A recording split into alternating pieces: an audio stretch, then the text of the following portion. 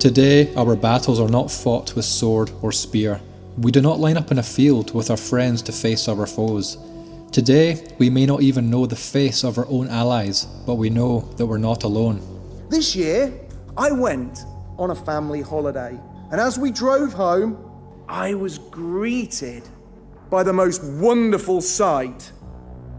English and British flags were flying from every lamppost as we drove back home through our small town. And these flags hadn't been put there by me. I was away on holiday. They hadn't been put there by anyone I know. They had been put there by normal, local people who are now sick of things. But the idea that nothing can ever happen in Britain and that we're asleep is false. English life is often depoliticised, yes, but culturally English life has always been quite vital, quite violent underneath the surface, quite emotional. Men of iron, do not fret that you are not born into the golden age. Take pride that your actions today are laying the foundations for the next. We do not choose what age we're born into, but we can choose how we live. Being nostalgic for a time you do not know is not an excuse to wallow about the good times. It is a driving force for the future to create better times. In our Renaissance, which is really the Elizabethan period, we were renowned all over Europe for being vital, for being scientifically oriented, for having our minds completely open towards the future. We were regarded as an aggressive and a powerful group that was coming of age. We created the greatest interconnected set of theatre that the world has seen at that time, since the Greeks. We have lost our dynamism as a people, mentally and in every other way. Our people are still quite strong when it comes to the fist and a bit of pushing and shoving. But what's up here is lacking. Our position may be difficult, but do not believe those who say it is irredeemable. We have been through this before and we have always conquered each and every challenge. Ideas are like energy, they can never be destroyed, and ideas which are true will always resurface. It is up to you to rework traditional ideas from yesterday into today. When Blair says, when he used to be Premier until a couple of months ago, when Blair said that tolerance and equality and forbearance and humanism are our virtues, he is talking about and turning against us a tiny strand of our own civility, which is part of our nature. English and British people often don't like to impose their ideas on others, often will avoid conflict until it becomes actively necessary. Many of these characteristics have been turned on us and used against us. They say the conditions of war have changed into something almost incomprehensible and ever evolving with each new technological leap. This makes our conflict exciting. They say our odds of winning are impossible. This makes our desire to win even stronger. They say what we face today is unlike anything we have faced in the past. This makes our struggle a worthy one. Look into the mirror. You're not perfect and you never will be. You're weak. You're not as smart as you think you are. You succumb to vice and apathy. Are you able and willing to carry on the memory of your ancestors or uphold the grace of God? I urge all white people in this era to look into the mirror and to ask themselves, what do you know about what you are? And if you don't know enough, put your hand on that mirror and move towards greater knowledge of what you can become. We're all going to die. And make use of that time which remains.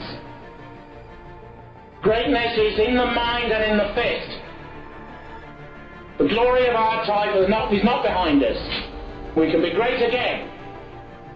But the first thing that we have to do is to say, I walk towards the tunnel and I'm on my own and I'm not afraid and I have no regrets. You are the best we've got and you have a part to play. You would not be here if you were not worthy of being a part of the greatest battle of our time. You should be honoured that such a battle is before you, one that seems insurmountable.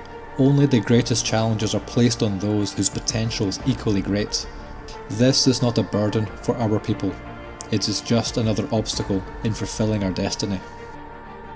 A thug is not a soldier, and a soldier is not a warrior. And it's the strength which exists up here, which is the thing that we have to cultivate. I believe that strength comes from belief in things which are philosophically grounded and appear real to you.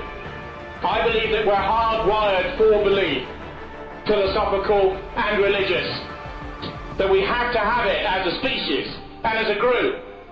Look at the number of people who go completely to pieces when there is nothing outside and beyond them to live for beyond instantaneous things right in front of them. Each of you has your role, but some are grander and more important than what you can do, and that's the truth. But those who spearhead movements cannot achieve anything without the support of those who carry them. But authoritarianism has to have morality with it. Those who make an absolute claim and who don't live up to the nature of that claim, or don't even begin to live up to the nature of it, can't advocate authority. Mosley, for example, was regarded as above the movements that he led. And therefore there was a degree of absolute respect, even if people disagreed with him totally on Europe and nation and various other things, because of the respect he had as a man. And if you're to lead right-wing movements, you have to have that degree of character. Character is integral to that type of authority.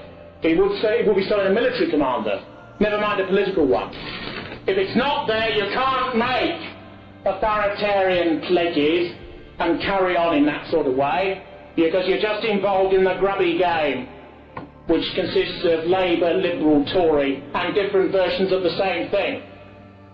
To make an absolute claim and not live up to it is worse than being in New Labour. But before we can fight our common enemies, we're already drowning in infighting, sabotage and ego. We must persevere as one. We cannot afford to splinter, lest we end the fighting for who is king of the ruins. Our leaders may have their flaws, but if they didn't, they would not be human. Take a look through your newsfeed now. It probably seems like we're just men among the ruins now already, but this is far from the end. We can rebuild cities again. Every German city was completely destroyed. It was like Grozny and Chechnya now. Nothing at all. I have a friend of mine who's a well-known right-wing intellectual who's almost 80 now. His name is Bill Hopkins. After the war, he served in Hamburg. He said all the British troops used to go often outside the city because the stench was so bad. Because of all the bodies under the buildings that hadn't been reached and hadn't been dragged out or hadn't been put into lime pit. But everything has been rebuilt. Because everything can be rebuilt and built beyond what even existed in the past. Every day we come face to face with what is at stake. But this is not an excuse to be consumed by despair, to feel overwhelmingly lost, to think defeat is certain and victory is a dream. Witnessing these horrors of reality, it shouldn't sap your spirit to not look back in anger. It should fuel your righteous fury. To me, this is what right-wing politics is really about. The issues that people campaign on at the level of the street are not incidentals. They are the expression of what's happened when you are ruled by liberal ideas. We've been ruled by liberal ideas for many centuries, but in the most acute form in the last 50 years. Liberal ideas say that men and women are the same and are interchangeable, that war is morally bad, that all races are the same and should all live together, that a population that just exists in a country is just a zone, is just an economic area, that everything's based on nationalism and materialism and is purely a calculation of economic self-interest. Now there will be millions of our people who say, what is this chap talking about? This is all abstraction. Go out there in the street and you see the example of a society that's based on these sorts of ideas. The current system won't save us because it's not designed to. For ourselves, the system is to be used when necessary, and our own enterprises created when it isn't enough. Some say nothing ever happens, but we are just numb to everything happening of every minute of every day. We scroll past it all in a desperate search for something else. Western people have always been convulsed by ideals and by ideas. The idea that it's all in the past that Fukuyama said that the world has ended, that history has ended, and then 9/11 happened. History never ends, and things go on and repeat themselves and come back again, at times even more violently than before. What our people are crying out for isn't really a religion or a belief system. It's a form of mental strengthening in and of themselves to overcome the disprivileging mechanisms that don't allow them to think, and also allow them to reconnect with core areas of identity. What you desire is in front of you, but you must stand up to reach out for it. You must fight for it, lest we lose ourselves once again and potentially forever. But change won't be today, tomorrow, or anytime soon. The persistent grind of the day-to-day, the mundane, the benign, and the boring. Without these necessary actions at the lower level, nothing higher can ever be achieved at such a large scale. So my view is that we must return again to sets of ideas which suit us, that are cardinal for us, that are metaphysically objective and subjective, that see the flux and warp and weft of life and its complicatedness, but know there are absolute standards upon which things are based. If we can't overcome the weapons which are used against us, we will disappear. These are the facts.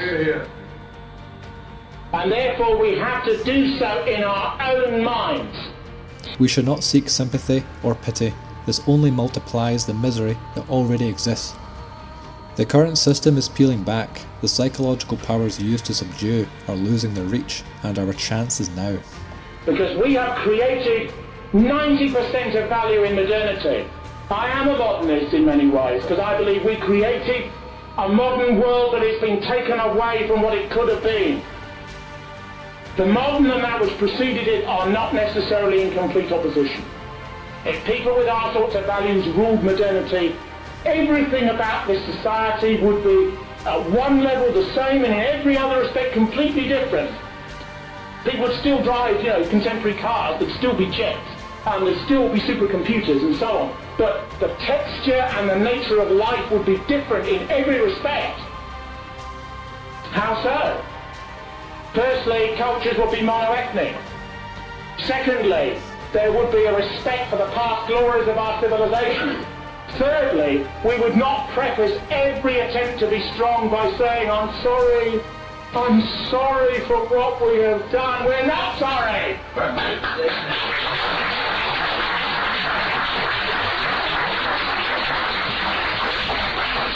And we stepped over the prospect of being sorry.